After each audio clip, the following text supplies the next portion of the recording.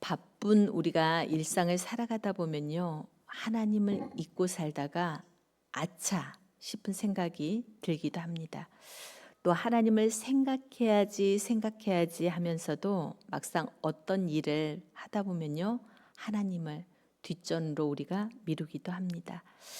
그러다 보면 우리는 정말 중요한 문제에 있어서 잘못된 선택을 하는 경우가 있습니다. 순간의 선택이 평생을 좌우한다라는 그런 말이 있을 정도로 우리의 선택은 굉장히 중요합니다. 인간의 출생과 죽음 사이에는 수많은 선택이 있습니다. 정말로 그렇습니다. 인생은 선택의 연속입니다. 그런데 우리가 어떤 선택을 할 때요, 그 선택에서 우리에게 영향을 미치는 여러 가지 요소가 있습니다. 내가 좋아하는 것을 선택할 수도 있고요. 또 나의 기호가 선택에 영향을 미칠 수도 있습니다. 또 때로는 내가 아닌 남이 좋아하는 것을 선택할 수도 있습니다.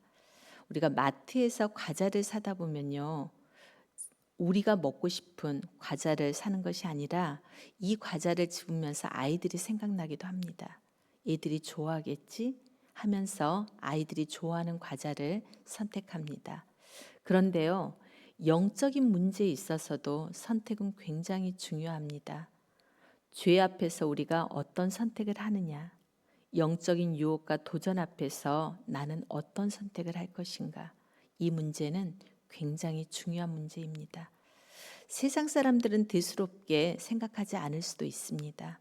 그러나 우리에게 있어서는요, 이것이야말로 순간의 선택이 평생을 좌우할지도 모르는 중요한 선택입니다. 이 영적인 선택을 하는 데 있어서 나에게 영향을 미치는 요소는 무엇일까요? 바라기는 우리가 어떤 영적인 선택을 할 때 세상적인 조건이 아니라요. 나의 만족과 또 유익이 아니라요. 하나님이 떠오르기를 소망합니다. 하나님을 기억하느냐, 기억하지 않느냐. 바로 이 문제가 우리의 발걸음을 사실은 나누는 중요한 요소가 되는 것입니다. 오늘 본문은 누구의 이야기입니까? 므낫세 왕의 이야기입니다. 그가 죄 문제 앞에서 어떻게 행동하는지가 써져 있습니다. 죄 앞에서 우리가 기억해야 될 하나님의 모습을 우리가 함께 나누기를 원합니다. 첫 번째는요, 죄 앞에서 우리가 기억해야 될 하나님의 모습은요, 인도하시는 하나님입니다. 하나님께서는 우리의 삶을 인도하십니다. 맞죠? 하나님께서 우리들과 함께 하신다고 또 말씀하십니다. 하나님께서는 항상 세밀하게 우리들의 발걸음을 살피십니다. 너희 인생 너희가 알아서 살아라라고 그냥 내버려 두지 않습니다. 우리가 걸어가는 그 발걸음 하나까지도 세심하게 섬세하게 살피시는 분이 바로 우리들이 믿는 하나님이십니다. 항상 하나님은 우리가 길 잃은 양떼가 되기를 원치 않으시고요. 때로는 목자처럼 우리를 인도하십니다.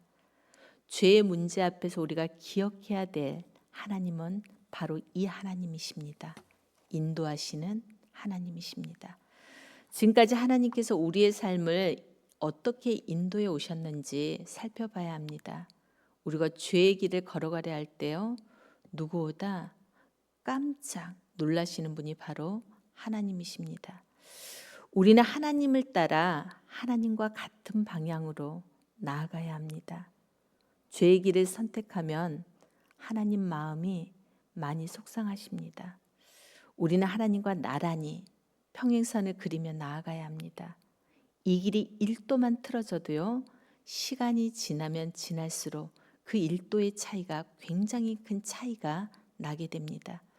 짧은 거리에서는 사실 그 차이가 드러나지 않습니다. 그런데 멀리 가면 갈수록 그 차이는 확연하게 드러납니다.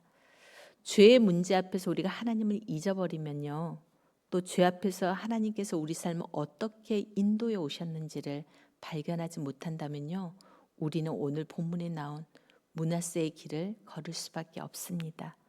므낫세는 너무 멀리 와버렸습니다. 자포자기했는지 아니면은 하나님을 향한 마음을 그가 닫아버렸는지 정확히는 알 수 없지만요. 반복적으로 하지 말라는 일을 계속하고 있습니다. 2절부터 4절까지 다시 한번 보기를 원합니다. 제가 한번 읽겠습니다. 여호와 보시기에 악을 행하여 여호와께서 이스라엘 자손 앞에서 쫓아내신 이방 사람들의 가증한 일을 본받아 그의 아버지 히스기야가 헐어버린 산당을 다시 세우며 바알들을 위하여 제단을 쌓으며 아세라 목상을 만들며 하늘의 모든 일월 성신을 경배하여 섬기며 여호와께서 전에 이르시기를 내가 내 이름을 예루살렘에 영원히 두리라 하신 여호와의 전에 제단들을 쌓고 라고 말씀하십니다. 므낫세가 지금 한 일에 대해서 열거하고 있죠. 그런데 이 일 앞에 수식어가 하나씩 꼭 붙어 있는 것을 우리는 발견할 수가 있습니다. 다시 한번 보실래요? 2절에 보시면 단순히 이방 사람들의 가증한 일을 본받았다가 아니라 뭐라고 써져 있습니까? 여호와께서 이스라엘 자손 앞에서 쫓아내신 그 이방 사람들의 가증한 일을 본받았다라고 말씀하고 있습니다. 또 3절에는요. 단순히 산당을 세웠다라고 말씀하고 있는 것이 아니라 그의 아버지 히스기야가 헐어버린 산당을 다시 세웠다라고 말씀하고 있습니다. 4절도 그렇게 말씀하시죠. 여호와의 전에 제단을 쌓았다라고 말씀하고 있는 것이 아니라 여호와께서 전에 이르시기를 내가 내 이름을 예루살렘에 두리라 하신 그 여호와의 전에 제단을 쌓았다라고 말씀하고 있습니다. 하나님께서 그동안 인도에 오셨던 그 길과는 전혀 다른 정반대의 방향으로 지금 나아가고 있는 것입니다. 또한 해서는 안 될 일만 골라서 하고 있습니다. 하나님께서 쫓아내신 그 이방 사람들의 가증한 일을 본받고요. 히스기야가 헐어버린 그 산당을 다시 세우고요. 하나님의 이름이 있어야 할 그 여호와의 전에 제단을 쌓고 있습니다. 므낫세가 왜 이런 일을 했을까요? 바로 하나님의 인도하심을 그가 기억하지 못했기 때문입니다. 그의 아버지 히스기야를 통해서 하나님께서 유다 백성의 삶을 어떻게 이끌어 오셨는지를 조금만 돌아봤더라면 그는 하나님께서 유다 백성을 인도하신 그 방향대로 선한 일을 행하였을 것입니다. 그러나 내 삶을 인도하시는 그 하나님을 잊어버렸기 때문에 하나님을 인도하심을 기억하는 대신 그는 강대국 아수르의 인도를 따랐던 것입니다. 죄의 문제 앞에서 우리가 기억해야 할 하나님, 바로 우리의 삶을 인도하시는 하나님이십니다. 하나님께서 우리들의 삶을 인도해 가고 계십니다. 하나님의 인도하심을 따라 우리가 쭉 나아가기를 바랍니다. 물론 인간은 우리들은 연약하기에요. 어긋난 일을 갈 때도 있습니다. 자신의 길이 어긋난 줄도 모르고 살아갈 때도 있습니다. 현수막을 붙일 때를 생각해 봅니다. 붙이는 사람은 잘 모릅니다. 이거 제대로 되어 있는지 삐뚤어져 있는지. 하지만 뒤에서 멀리서 바라보면요. 각이 맞는지 금방 알 수가 있습니다. 애초에 우리가 바른 길을 가면 좋겠지만 혹여나 내가 가는 길이 어긋난 줄도 모르고 가고 있다면 내 생각과 고집은 잠시 내려놓고요. 한 걸음 뒤로 물러서서 하나님께서 내 삶을 어떻게 인도해 오셨는지를 살펴보기를 원합니다. 내가 많이 굽어 있구나. 다시 제자리를 찾아가야지. 방향이 잘못되었구나. 돌아가야지. 라고 이런 깨달음이 바로 우리에게 있기를 바랍니다. 므낫세에게는 사실 이런 것이 없었습니다. 히스기야 때부터 하나님께서 인도하신 방향이 있었는데 온 이스라엘 역사를 통해서 하나님께서 하나님의 백성다운 모습으로 다시금 세워나가셨는데 므낫세는 이것을 캐치하지 못했습니다. 므낫세의 이런 모습을 우리는 반면교사 삼아야 될 줄 믿습니다. 인도하시는 하나님을 기억하면서 하나님께서 기뻐하시는 그 선택을 우리가 하기를 원합니다. 두 번째는요, 죄 앞에서 우리가 기억해야 될 하나님은요, 바로 크신 하나님입니다. 어떤 하나님이시라고요? 네, 크신 하나님이십니다. 첫 번째는 인도하신 하나님이셨잖아요. 그런데 두 번째는 바로 크신 하나님이십니다. 하나님은 크신 분이십니다. 하나님은 능력자이십니다. 우리가 신앙 고백할 때도 그렇게 하지 않습니까? 전능하신 하나님 아버지, 천재 창조주를 믿습니다. 라고 고백합니다. 하나님은 전능하신 하나님이십니다. 하나님은 작은 분이 절대 아니십니다. 어디 선물 상자에 담기는 그런 분이 아니십니다. 아무리 큰 공간이라 할지라도요, 그 다음에 롯데타워라 할지라도요, 그 안에 갇히시는 하나님이 아니십니다. 심지어 국가의 크기에도 매이지 않으십니다. 지구보다 크신 하나님, 우주보다 크신 하나님이 바로 우리가 믿는 하나님 아버지이십니다. 죄 앞에서 우리가 기억해야 될 하나님은요, 바로 이 하나님이십니다. 우리보다, 아니요, 우주보다 훨씬 크신 하나님이십니다. 기본적으로 우리가 선택을 할 때는 좋은 선택을 합니다. 기왕이면 나한테 이익이 되고요. 또 기왕이면 모두에게 유익이 되고요. 또 장기적으로 볼 때는 좋은 방향으로 선택을 합니다. 므낫세도 그렇게 했습니다. 자기 나름대로, 자기 소견에 옳은 대로 선택을 했습니다. 또 세상적인 관점으로 봤을 때는요, 정말로 꽤 괜찮은 선택이었습니다. 므낫세는 나름 성공한 인생을 살았습니다.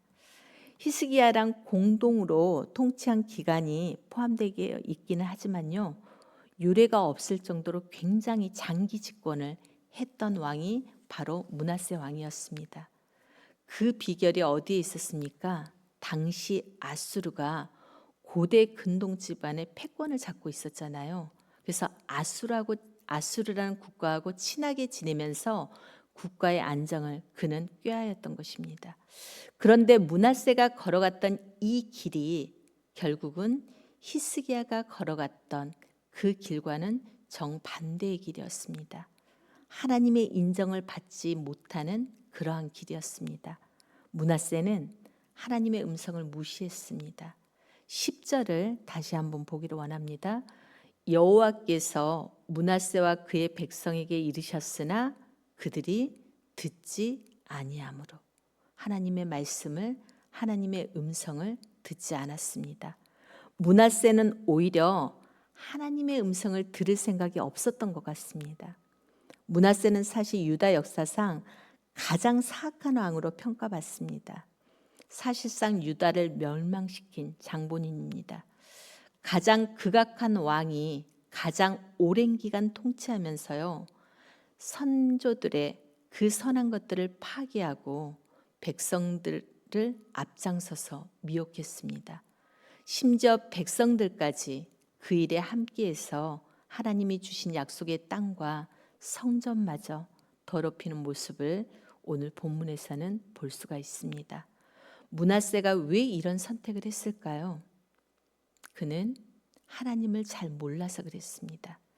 므낫세의 눈에는 하나님이 작아 보였기 때문입니다.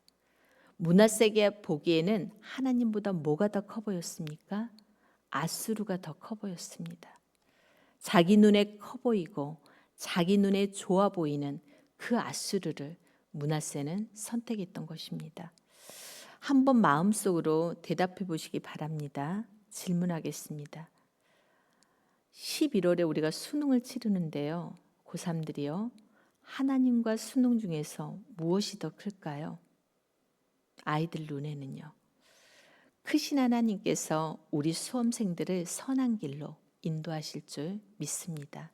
또 하나만 더 묻겠습니다. 하나님이랑 건물주랑 어떤 게 더 클까요? 요즘 세상에는요, 어떤 말이 있냐면 조물주 위에 건물주가 있다라고 말합니다. 세상을 살아가다 보면은요, 커 보이는 게 굉장히 많습니다. 그런데 우리가 믿는 하나님은요, 그 무엇과도, 그 누구와도 비교할 수 없이 크신 분이십니다. 므낫세는 하나님보다 아수르가 더 커 보였던 것입니다. 그런 의미에서 사도 바울의 고백은 우리에게 작은 울림을 줍니다. 뭐라고 고백하죠? 내가 복음을 부끄러워하지 아니한다라고 고백합니다. 바울 당시의 세사의 중심은 어디였습니까? 바로 로마였습니다. 바울이 보기에는 그 어떤 곳보다 로마가 커 보였습니다. 그래도 바울은 전혀 위축되지 않습니다. 그러한 커 보이는 로마 앞에서 그는 당당히 이야기합니다. 뭐라고요? 내가 복음을 부끄러워하지 아니한다고요. 더 담대하게 선포할 수도 있었는데 이렇게 말한 것입니다. 사실 이 고백은 바울의 마음을 온전히 담고 있는 고백이죠. 왜냐하면 이 복음이 모든 믿는 자에게 구원을 주시는 하나님의 능력이 됨을 그는 알고 있었기 때문입니다. 복음이 로마보다 거대하고 복음이 로마보다 더 능력이 있다는 사실을 그는 알고 있었던 것입니다. 죄 앞에서, 영적인 선택 앞에서 우리에게 이러한 자세가 분명히 필요할 줄 믿습니다. 로마보다 큰 복음, 아수르보다 큰 하나님, 이 세상이 인정하는 모든 수단과 방법보다 훨씬 더 크신 그 하나님, 능력의 하나님, 지혜로우신 그 하나님을 우리는 기억해야 합니다. 세상에서는요, 라인을 잘 타라라고 이야기합니다. 그죠? 그 얘기 많이 들어보셨죠? 누가 또 나의 백이 되느냐가 정말 중요한 것이 세상입니다. 그런데 우리들은요, 우리들의 가장 든든한 백은 바로 하나님이십니다. 그리스도인들에게 있어서 연줄은요, 하나님이십니다. 아수르 라인을 탈 것이냐, 하나님 라인을 탈 것이냐. 바라기는 아수르보다 크신 하나님을 기억하는 우리들이 되시기를 주님의 이름으로 축복합니다. 마지막으로는요, 죄 문제 앞에서 우리가 기억해야 될 하나님은요, 바로 사랑의 하나님입니다. 하나님께서 우리들을 사랑하십니다. 너무나도 잘 알고 있죠. 하나님께서 우리들을 굉장히 소중히 여기시고요, 존귀하게 여기신다는 사실도 믿으시길 바랍니다. 하나님은 우리에게 절대 무관심한 분이 아니십니다. 잘할 때만 칭찬하고 사랑해주고 못할 때는요, 등 돌리는 그러한 분도 아니십니다. 심지어 우리가 죄인 되었을 때도요, 우리들을 사랑하시는 분이 바로 우리의 하나님 아버지이십니다. 집 나간 탕자를 기다리는 그런 아버지로, 아버지의 마음으로 우리를 사랑하시는 분이 바로 하나님 아버지이십니다. 부모님의 사랑이 그렇잖아요. 상황 봐가면서 사랑해주면 그건 부모님의 사랑이 아닙니다. 물론 인간이 연약한지라 꼭 그렇지 않는 경우도 있기는 하지만 하나님은 다르십니다. 하나님께서는 진짜 우리들을 아버지의 마음으로 사랑하십니다. 죄의 문제 앞에서 우리가 꼭 기억해야 될 하나님은요, 바로 이 사랑의 하나님이십니다. 우리가 다 연약한 인간인지라 죄를 짓습니다. 그런데 우리가 죄와 싸우고 또 죄를 선택하지 않을 수 있는 힘이 어디서 나오느냐면 바로 우리를 사랑하시는 사랑의 하나님에서부터 우리가 나오는 줄 믿습니다. 죄보다 하나님의 사랑이 우리의 심령 가운데 가득 차 있기 때문입니다. 하나님의 사랑과 은혜에 우리가 압도되면요, 죄를 이길 수 있는 힘도 여기에서 얻을 수 있습니다. 하나님의 사랑이 나를 돕습니다. 우리를 돕습니다. 내가 이렇게 살면 안 되겠구나 라고, 내가 죄를 선택하면 안 되겠구나 라고 생각하는 이런 결단을 할 수 있게 만듭니다. 이스라엘 백성들이 이제 선택의 갈림길 앞에 있습니다. 이스라엘 민족이 어떤 길을 갈 것인가? 역대기는요, 포로에서 귀환한 이스라엘 백성들에게 주시는 하나님의 말씀이잖아요.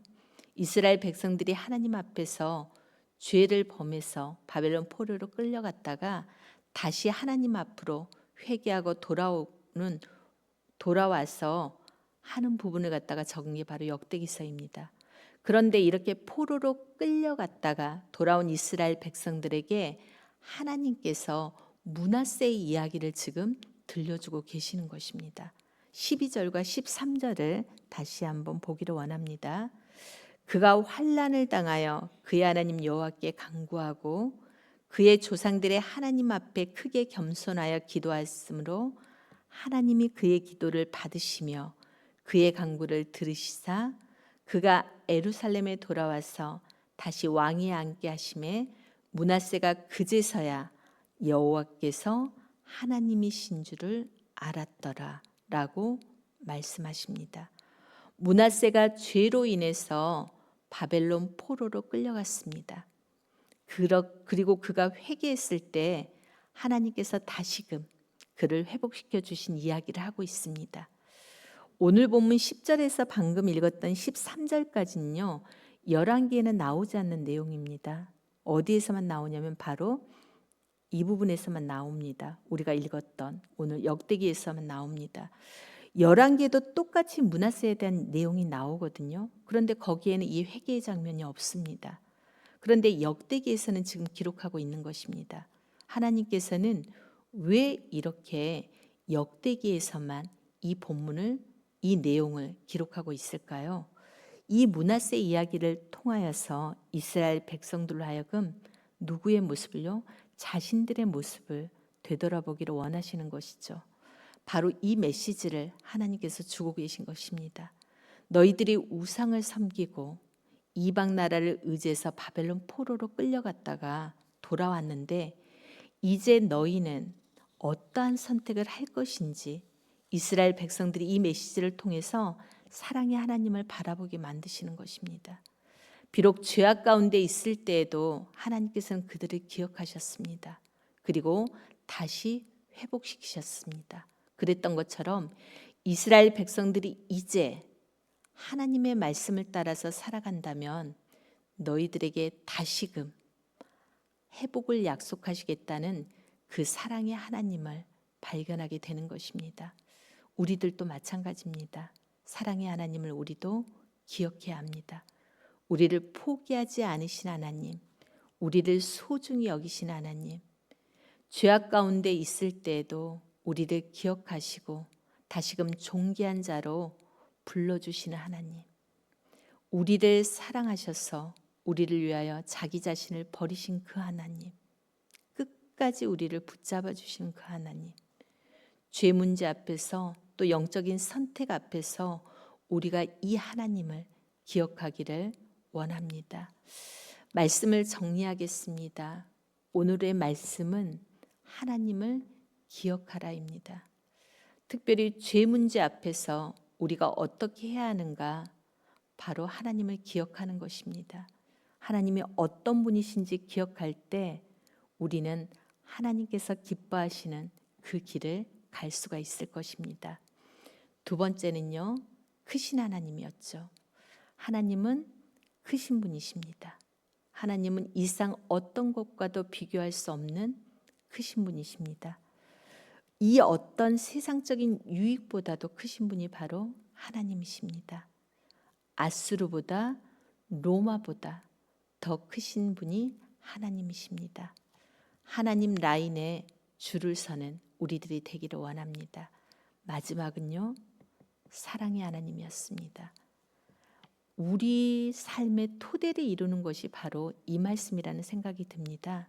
우리를 사랑하시는 하나님, 당신의 아들 예수 그리스도를 죽이면서까지 사랑하셨던 하나님을 기억하기를 원합니다. 이 크신 하나님을 우리가 기억할 때, 크신 사랑을 기억할 때 우리의 걸음이 주님의 이름을 빛내는 그런 걸음이 되리라고 확신합니다.